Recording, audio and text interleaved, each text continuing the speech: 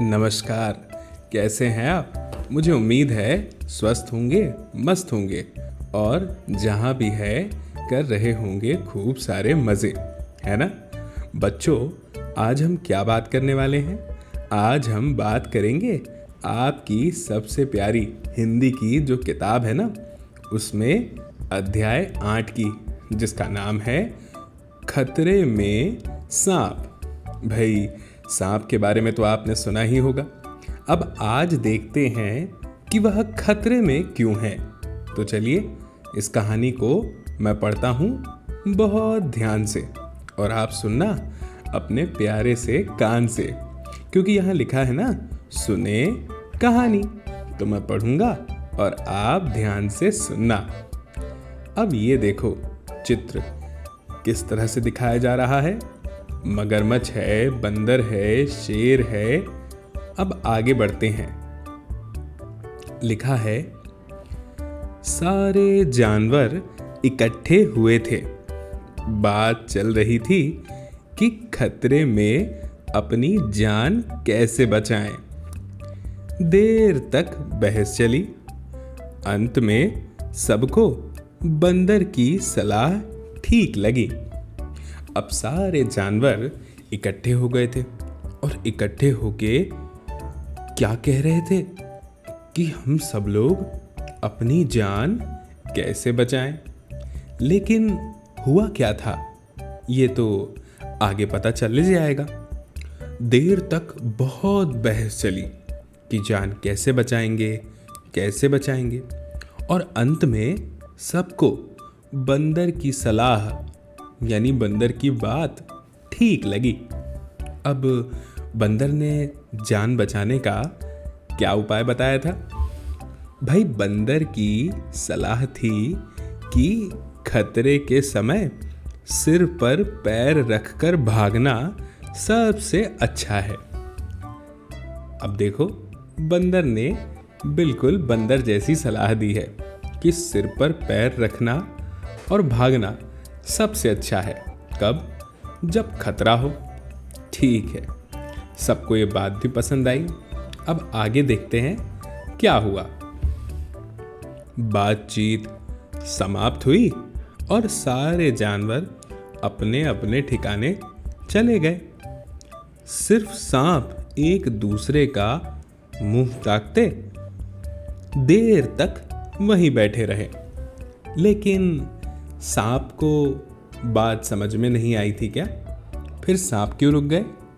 क्योंकि बंदर ने कहा था कि अपने अपने सिर पर पैर रखकर भागना है जब खतरा हो।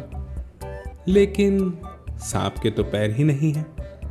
फिर वो पैर सिर पर रखकर भला कैसे भागेंगे? ठीक है, तो आपको समझ में आया होगा। वैसे सिर पर पैर रखकर भागने का मतलब पता है क्या होता है बच्चों?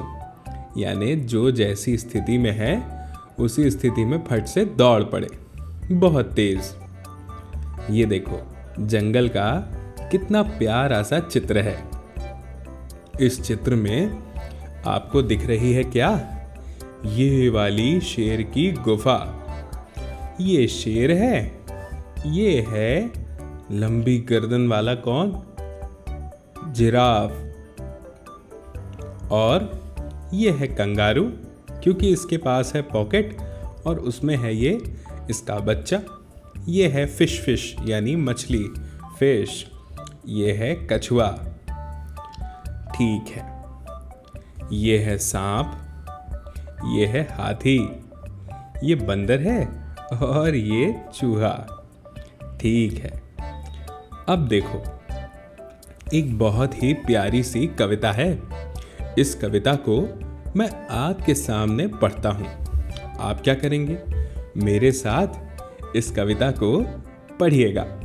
ठीक है, चलिए शुरू करते हैं। लिखा है, आनंदमयी कविता, यानी जिसे पढ़कर आनंद मिले। तो कविता क्या है? कबरी झबरी बकरी। ठीक है, तो पढ़ना शुरू करता हूं। सबसे पहले पढ़िए, बकरी कबरी बकरी झबरी। बोलिए मेरे साथ, बकरी कबरी, बकरी झबरी। फिर बोलिए, कबरी झबरी बकरी। बोलिए, कबरी झबरी बकरी। बहुत अच्छे। अब मैं पढ़ता हूँ। आगे निकली कबरी बकरी, पीछे रह गई झबरी। आगे आगे कबरी बकरी, पीछे पीछे झबरी।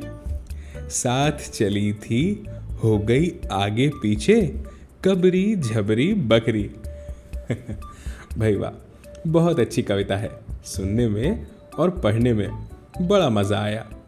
मुझे लगता है आपको भी सुनने में बहुत मज़ा आया होगा, है ना? भाई मज़ा आएगा भी क्यों नहीं, क्योंकि इतने शानदार ढंग से उस कविता को लिखा जो गया था। चलिए अब र से कौन कौन से शब्द हैं ज़रा पढ़ने का प्रयास करते हैं, यानी पढ़ने की कोशिश करते हैं। र से है रोटी। बोलिए, रोटी। बहुत अच्छे। र से है रानी। र से है रेल। र से है रमा। र से है रसगुल्ला। और र से है रस्सी। मज़ा आया ना? भाई वाह, बहुत मज़ा आया। अब ये शब्द को ज़रा पढ़ते हैं। गिलहरी। बोलिए मेरे साथ, गिलहरी। फिर बोलिए बकरी। फिर है रिमझिम। बोलिए रिमझिम। फिर है गिरगिट। फिर है खरगोश। ठीक है। अब ज़रा यहाँ पर देखते हैं कि ये जो अक्षर हैं इनसे कौन कौन से शब्द बनते हैं। ठीक है, जैसे एक शब्द बन गया मिठाई, है ना? चलिए थोड़ा रंग बदलते हैं, मज़ा नहीं आ रहा। रंग बदलें, कौन सा रंग? ये वाला लेते हैं। ठीक है, तो ये हो गया मिठाई। फिर हो गया हाथी। हाथी के बाद हाँ गाड़ी। फिर क्या होगा?